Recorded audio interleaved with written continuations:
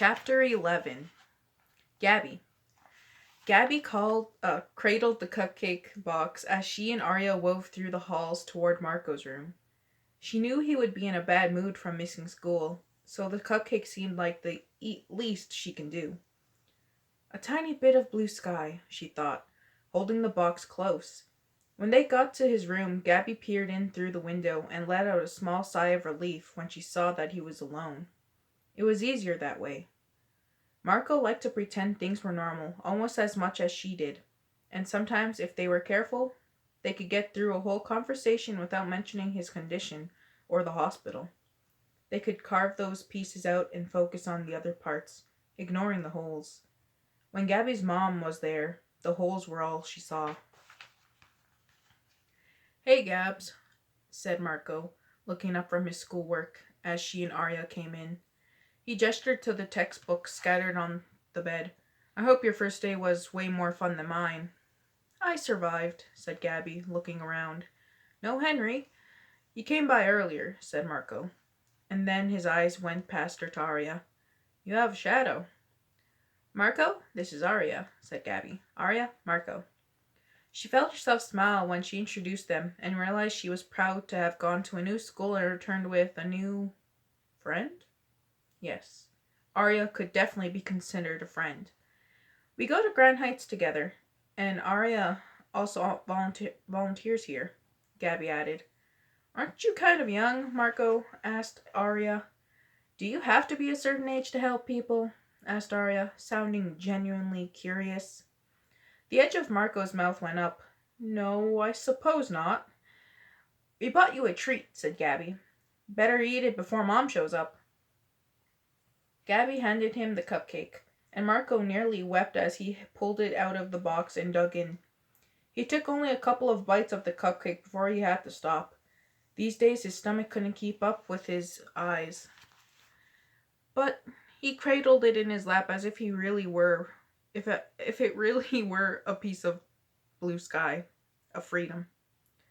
And then Gabby's mom came in. The first words out of her mouth were, "Marco, what on earth are you eating?" She swiped the cupcake out of his hands and deposited it in on the side table, then produced a napkin and began wiping the frosting from his fingers. Marco's rolled his eyes. "If anything kills me," he said, pulling away, "it won't be a cupcake." "Marco!" Gabby's mom scolded, appalled. He slumped back against the pillow as tears brimmed in Miss Torres' eyes. Gabby sighed and said, "It was my fault." Her mom turned and blinked, seeming to notice her for the first time.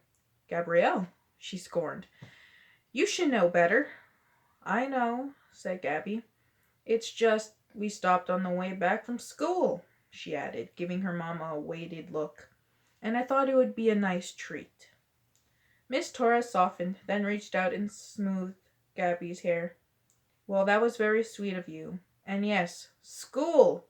She perched on the nearest chair and took Gabby's hand. "How was it? Were your classes all right? Did you have what you needed?" Gabby felt a hand on her shoulder as Arya whispered, "I'll be right back." And then both the hand and the voice slipped away. Gabby nodded absently, not wanting to lose her mom's attention. "Go on, I want to hear all about it." Her mom said that, and Gabby wanted to think she meant it. But she'd barely opened her mouth when a knock came at the door, and a nurse came in saying something about paperwork. Miss Torres's hand slid from Gabby's as she straightened and nodded and said, "Of course," and followed the woman out. Gabby stood there a moment staring at the door, a tangle of emotions wrapping around her like smoke, thick and suffocating. And then a voice reached her through the cloud. "Hey, Gabs," said Marco gently. "Forget her. Tell me and remember I'm trying to live through you over here. So make it good." Gabby hesitated, then nodded, and slid into the chair beside his bed. "Now," said Marco, lifting the cupcake from the table and taking another much smaller bite. "Start at the beginning." Gabby told Marco almost everything, from how left out she felt on the school bus to the journal assignment in English to how she and Arya sat together at lunch. She didn't tell him about trying to run track and the fact that she couldn't bring herself to do it without him. It would only make him upset. "Where did your friend run off to?" asked Marco when Gabby was finished. She looked around the room as if Arya might simply be hiding in a corner. "I don't know," she said, trying to hide her disappointment.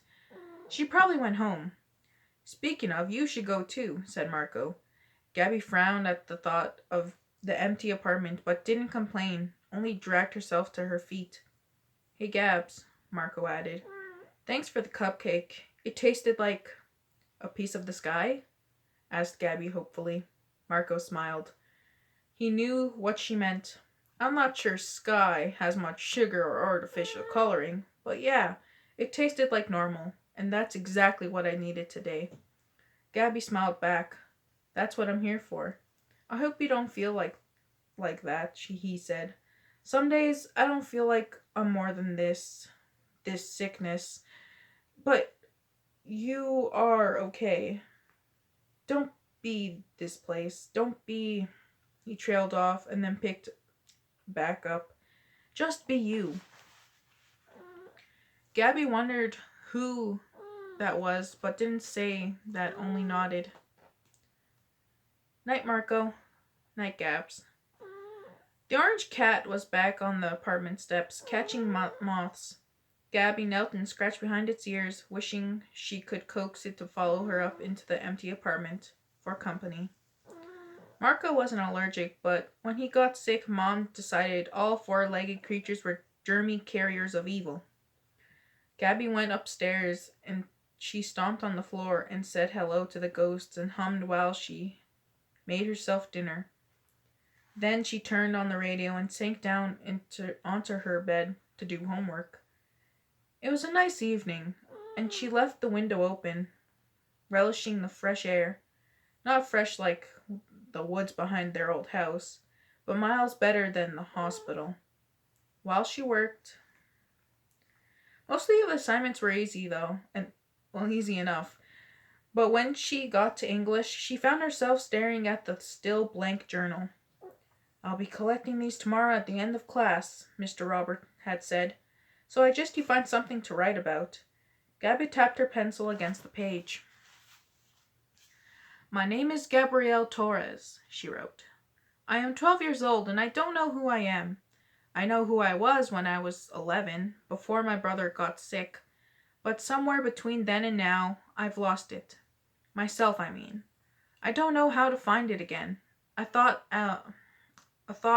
a self was something you always had. Something that grew up with you. Something you couldn't lose. I thought you only got one self. But if that's the case, then what happens if you lose it? Do you try to find it? Or replace it? I want to go back to being the person I was before. But it doesn't work that way. Before Gabby doesn't exist anymore. And now I don't know who I am." That's what she wanted to write. That's what she should have written. But she couldn't do it. Instead, she wrote a lie. It started as a small one. "My family just moved here, so my mom could start a new job." Then it got bigger. "My brother Marco is in 10th grade over at Grand Heights High." And bigger. "He's gonna try out for soccer soon." Spiraling away before Gabby could stop it. She wrote a paragraph, and then a page, and then two, all of it what she wanted to be true. A life where Marco had never gotten sick, a life where everyone was happy and healthy, and Gabby didn't feel invisible. And Gabby knew she should stop, knew this was wrong, but she liked the girl on the page more than she liked the one writing on it. And she wanted it to be real, even if it only felt real for a few moments. So, she kept writing.